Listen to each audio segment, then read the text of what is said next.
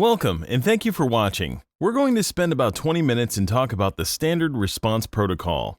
You've probably seen this poster around the school and in classrooms. You probably noticed the icons. We're going to talk about what these 5 icons mean. Schools across the country are adopting a standard to enhance student and staff safety during an incident or emergency. The key is that there is a simple, shared lexicon between students, staff, and first responders. When this is used, everyone involved shares the same expectations. Alright, what's a lexicon? It's the words in a language, a vocabulary if you will. Who are we sharing this lexicon with? We start with first responders. So, if something happens at our school, they'll know what to do. The same language is shared with students, so you know what to do. Teachers and staff are given the same training.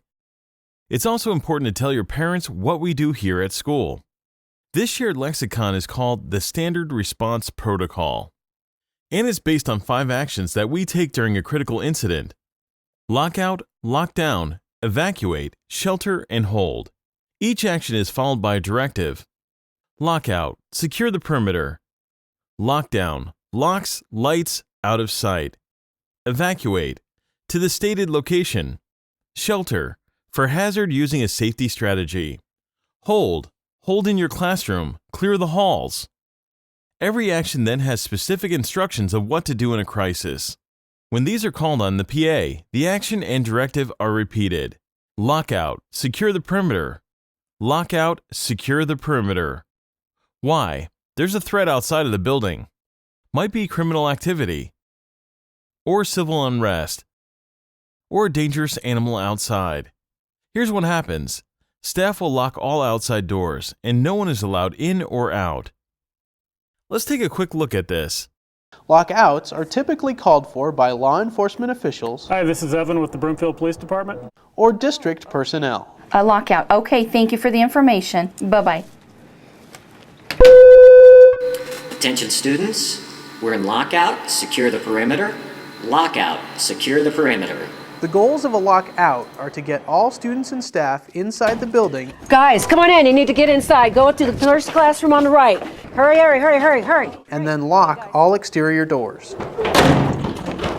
In most cases of a lockout, it will be business as usual inside the school. However, in some cases, a lockdown may also be issued in conjunction with a lockout, particularly if the threat is near the school.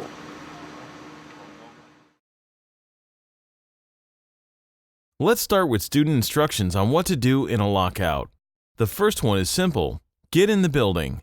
But that brings up a question about notification when students or staff are outside. How are they notified? Radio system? PA system? For the most part, it is business as usual inside the building.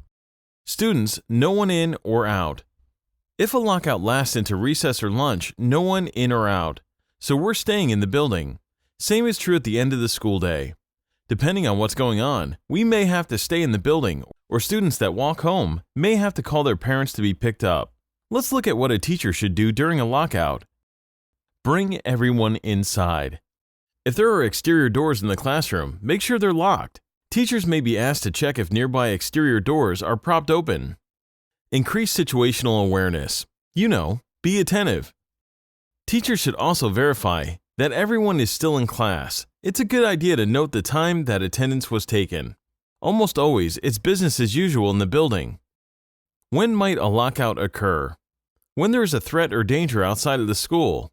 We talked about some. Here are some more. Bank robbery, high-speed chase, suspicious person, riots, demonstrations, custody issue, maybe a fire in the neighborhood. Who can call a lockout? Student, by reporting the staff member. Teacher, by reporting the main office. More likely, the school receives the call from police and should initiate the lockout within the school. This should occur without having to go through a chain of command. What about class changes? Most of the time, it is business as usual. Normal in-building class changes occur. If a threat is very close to the school, the response may be go into lockout and lockdown. If a student has modular buildings, students and staff will be brought into the main building. Can we leave school? Usually not. There is something dangerous near the school. This means that even if the school day ends, we may have to stay in the building until the threat is mitigated. Lockdown. locks, lights, out of sight. Lockdown, locks, lights, out of sight. Lockdown is used when there is a threat inside the school building, or something worse, an armed intruder or some other danger. What's it look like? If you are in a classroom when a lockdown is called, the main thing to remember is locks, lights, out of sight. As students gather in a safe area of the room, lock the door and turn off all lights. Have everyone in the room move to a location that is out of sight. Pick an area of the room that can't be seen from interior windows. An actual lockdown may not be resolved for several hours. Here's how you should wait. Stay in the safe location. Don't move around the room. Remain silent. Staff, take written attendance of who is in the room. Note anyone missing and if you have any extra students or staff. Okay, let's look at what students should do. First, stay out of sight from the corridor window. How do you know you're out of sight? If you can't see out the corridor window, no one in the hall can see you. Also, sit on the floor and get low. A locked door is proven time barrier. In active violence events, rarely if ever has someone been hurt who is behind a locked classroom door. Be absolutely silent. Turn your phone off in the initial stages of a lockdown. If there is an actual lockdown, you'll get a chance to text your parents in a while. Do not open the door for anyone. Administrators or law enforcement will unlock the door and release the room. We don't know if someone in the hall is being held captive. Let's look at what teachers should do in a lockdown. When you hear lockdown, locks, lights, out of sight. Depending on what you see and hear, you might want to sweep the hallway for students. If the threat's close to your classroom, focus on getting the door locked and closed as quickly as possible. A locked classroom door is a proven lifesaver. Turn out the lights. Usually there's no need to raise or lower the outside window shades because the threat is inside the building. The goal is to get out of sight behind a locked door as quickly as possible. Law enforcement agencies are recommending not sliding red-green cards under the door. The reason is twofold. First, they won't believe the message until they verified the status of the classroom. And you're giving too much information to the bad guy. Be silent and maintain student silence. Turn off your phone. If you're with young students, it may be soothing to very quietly read to them. A lockdown cannot be ended with a PA announcement. It only ends with administration or police opening the door and releasing the room. If you take attendance, note if you have missing students or extra students swept from the hall. Note the time. You probably won't need to do anything with the roster at this point. But we're creating a chain of custody, and this will be useful over the life cycle of the event. Let's look at this. If a fire alarm sounds, do not leave your safe location unless you are certain that a fire is threatening your room. If you are forced to evacuate due to a fire, keep in mind that the hall may not be your best escape route. What's the difference between lockout and lockdown? Lockout is when the threat is outside of the building. Lockdown is when there is a threat inside the building. After securing the perimeter, lockout is business as usual. Lockdown is locks, lights, and out of sight. What if you're outside? If you're outside and a lockdown is called, do not go back into the building. Rather, go to a safe location. What if there's no teacher? Get behind a locked door if possible. If not, close the door and hide. You may try to evacuate if the threat is not in your immediate vicinity. What if you're in the hallway? Teachers check the halls quickly before they lock and turn lights out. Get to a classroom, any classroom, as quickly as you can and lock down. If the classroom is already locked, then find a place to hide. Do not go from classroom to classroom. Remember areas such as staff restroom that lock. Evacuating may be another option. What if the fire alarm sounds? Stay in the classroom unless you see fire or if smoke is filling your classroom. If you must evacuate due to a fire or smoke, the hallway may not be your best option. Consider using an alternate door, window, or any other exterior exit. Can we text our parents? In the time immediately after a lockdown is called, remain silent and silence your phone. As the event evolves, you'll be given an opportunity to text your parents. That was lockdown. Okay, now let's talk about evacuate. Evacuate is how to move students in an orderly fashion from point A to point B. A fire drill is easy. Evacuate out of the building. With the SRP, evacuate is always followed by a location. For instance, evacuate to the gym. Evacuate to the gym. So here's what students do. Leave your stuff behind. Be sure to listen for any directions. Teachers, there may be cases where you lead students. There may be cases where you follow students out. In a police-led evacuation, you'll probably be asked to lead the students. Teachers at the evacuation area take attendance and note the time. During an active violence event, another option is to self-evacuate. Let's look at this. During the initial moments of a school violence situation, the official call for a lockdown may not have occurred or not have been heard by everyone. You need to assess your personal safety. Consider your best option. This may include staying in a classroom behind a locked door, hiding, or evacuating. Self-evacuation, which means exiting the school and leaving the campus, is an option. If you're in a hallway, common area, or near an exterior door, self-evacuation may be your best choice. Once you've arrived at a safe location, you should immediately check in with your parents and the school district to let them know you're safe.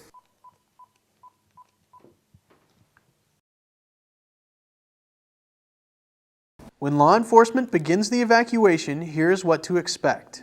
An officer will unlock your door and enter the room. Stay where you are. The officer will give you specific instructions you must follow. Broomfield Police Department, you're safe, everything's okay, we're going to get you out of the building. I need everyone to follow my instructions. I need a single file line, leave all your personal property on the floor where it is, form me a single file line right here at the door. Teacher, I need you in front, please. You will be asked to leave your stuff behind, form a line at the door with the teacher in front. I need everyone to hold hands with the person to your right and left. Hold hands with the person in front of and behind you until you reach your final destination. Wait quietly for further instructions from the officer. Teacher, I need you to walk out, follow the instructions of that officer right there. Go ahead. You will be told to proceed to the next officer. Walk, do not run, and do not talk. Walk towards the stairs. Follow the directions of the officers guiding you during the evacuation. They could be Walk giving toward the you stairs, verbal please. directions Right to the stairs. or hand signals. Watch the pace of your line. Be aware of obstacles such as corners, fallen objects, debris, or stairs which may affect the speed your line can move. Don't stop until you reach the location you were directed to. Keep moving all the way to the end of the fence. All the way to the end of the fence. Keep moving. Verify attendance and wait for further instructions. Connor. Here. Andrew. Here. Here's what students do. Law enforcement officers are trained to look for hands, so it's important to keep your hands visible to the officers at all times. You'll be asked to leave your stuff behind. If your phone is in your pocket, bring it. If it's in your purse or backpack, you may not be given the opportunity to grab it. Don't be surprised if the officers are loud and demanding. They don't know the extent of the incident yet. They will give direct instructions that you should follow. Again, be sure to keep your hands visible. All of that goes for the teachers as well. There may be circumstances where you can't bring your purse, briefcase, or backpack. Try to bring your keys and wallet. Also grab the attendance sheet and the red and green cards, and your phone. At the evacuation assembly area, take attendance. If you're able to take attendance during lockdown, verify students in the assembly area against the roster you created during lockdown. If everything is okay, show the green card. Do you have permission to self-evacuate? Yes, but pay attention to the situation. Do you know where the threat is? Can you see the exit? Is it away from the threat, noise, or commotion? Remember though, a locked door is a proven time barrier. Staff, same answer, but don't leave the students. If you do self-evacuate, where do you go? Another school, nearby business, recreational center, a friend's house, your or a family member's house. Be sure to let your parents and the school know. Knock knock, police, open up. In a lockdown, prior to a police-led evacuation, don't open the door for anyone. Police or administration will unlock the door. What can you take with you? It's unlikely that you can bring your backpack. You may not even be able to get into it once police enter the room. But if you can, bring your phone, wallet, and keys. Why do we keep our hands visible? Law enforcement officers are trained that hands can hold dangerous things. They will want to see your hands. You might be asked to evacuate hand in hand or with your hands on your head. What will police do? In some cases during the evacuation assembly, officers will want to verify that students aren't at further risk. They may search students and staff for other dangerous items. That was evacuate. Now let's talk about shelter. Some of you may have heard the term shelter in place. Unfortunately, there are many things that shelter in place could mean. With the SRP, we shortcut it to state the hazard and the safety strategy. So what's a hazard? Something dangerous like a tornado. Your safety strategy is what you do in response to the hazard. Public address might be just the hazard and safety strategy, or it could be the shelter for the stated hazard using the stated safety strategy. In either case, we repeat it. For example, tornado, get to the shelter location.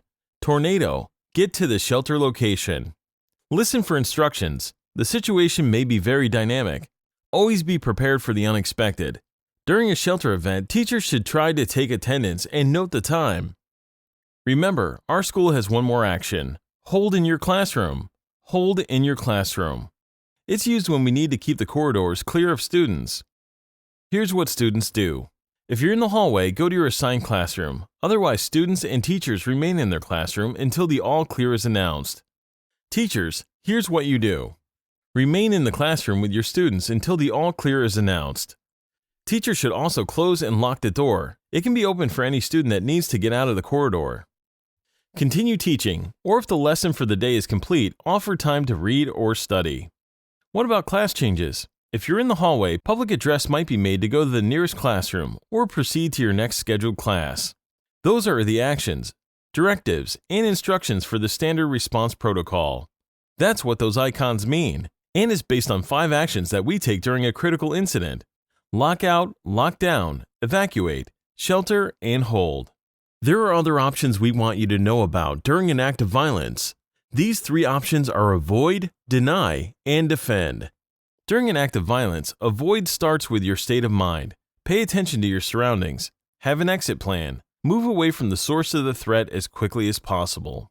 The more distance and barriers between you and the threat, the better. Deny when getting away is difficult, or maybe even impossible. Keep distance between you and the source.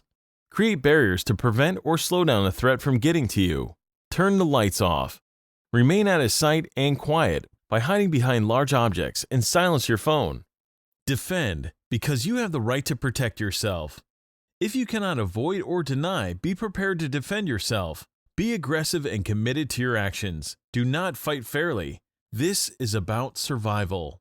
Call 911 when you're in a safe area. When law enforcement arrives, show your hands and follow commands. Remember shared lexicon. It is a shared vocabulary between students, staff, and first responders during any type of crisis or emergency here at school.